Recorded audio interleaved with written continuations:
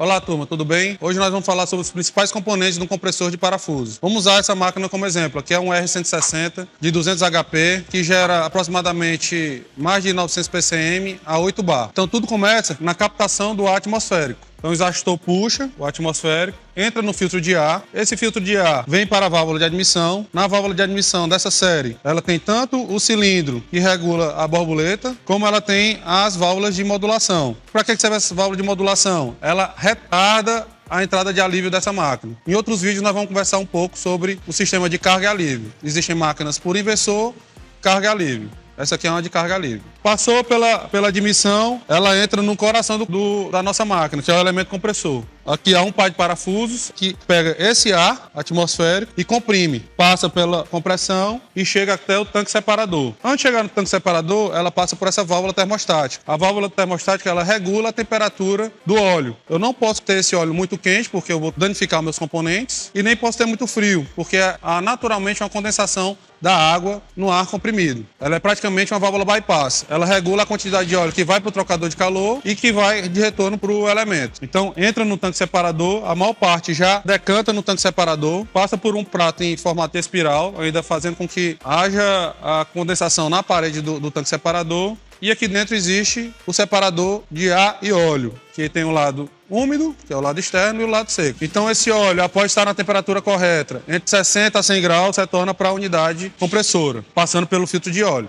Na parte interna do separador, na parte seca, o excesso de óleo que tiver ainda lá vai ser coletado pelo pescador. Esse tubozinho aqui retornando à unidade compressora. E chegando aqui, já ar comprimido na pressão mínima. Após a pressão mínima, nós já temos ar comprimido com um certo partículas por milhão de óleo, porque essa é uma máquina lubrificada, e já está pronta para o processo. Se você tem necessidade de qualidade de ar, a necessidade de colocar uma bateria de filtros e secadores. Mas aqui já está, o processo de geração de ar comprimido já finalizou. Todo fabricante recomenda a periodicidade de troca de peças. Nesse caso da R160, ele tem aqui no tanque separador, mostrando análise de óleo a cada 4.000 horas, a troca do filtro de ar a cada 4.000 horas, como também a troca do filtro de óleo. Já o elemento separador e o óleo a cada 8.000 horas. Um ponto importante aqui que ele fala sobre a parte de lubrificação do motor elétrico. Você tem que sempre seguir a placa do fabricante do motor elétrico, porque cada máquina pode ter um fabricante diferente. Olhe para a placa e siga a recomendação da placa do fabricante do motor elétrico, ok? Ele também recomenda, caso você tenha dreno sem perda, a troca deles a cada 8.000 horas, do kit dreno, tá? Eu vou mostrar para vocês agora esses elementos que eu acabei de falar, para quem nunca viu, ter ideia do que eu estou falando. Vem comigo. Então, seguindo a ordem do ar no processo de geração de ar comprimido,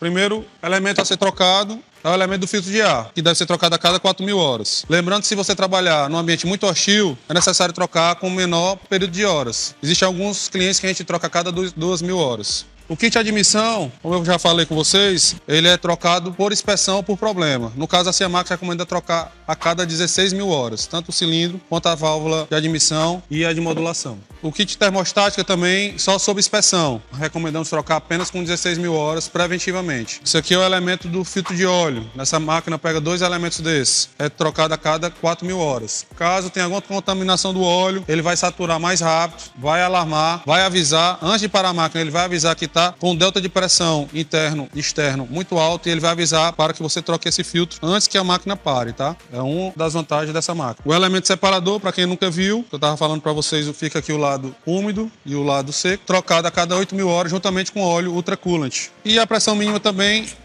só se troca sobre inspeção. A Ciamax recomenda trocar a cada 16.000 horas. Lembrando que todos esses kits que eu estou falando para vocês, que a gente troca preventivamente aqui na Ciamax 16.000 horas, o principal concorrente troca a cada 8.000 horas. Então é uma vantagem dessa máquina. Esses kits aqui, vocês podem ver, são bem robustos, né? Então, pessoal, aqui é o XE145, que vem no R160. Ele me dá aqui as pressões de trabalho, que foi setado aqui. E ele me dá várias opções aqui, ó. Aqui no caso é uma máquina zero, por isso que ele só passou 1 hora de teste ligada. E ele me dá os estados, como é que está a pressão da unidade, a pressão do tanque, a temperatura de descarga, a temperatura do óleo, a queda de pressão, o delta de pressão no separador, o delta de pressão no filtro de óleo que eu comentei com vocês, pressão de vácuo na entrada para saber se o filtro de ar está saturado, isso aqui é um indicador interessante, temperatura pós o resfriador, a pressão da entrada e saída do óleo, então ele me dá várias opções. Aqui seriam as configurações de operação, aqui ele me dá todo o histórico da máquina, se arrancou, parou, se teve alarme, aviso. Uma coisa bastante interessante também, caso essa máquina pare por algum motivo,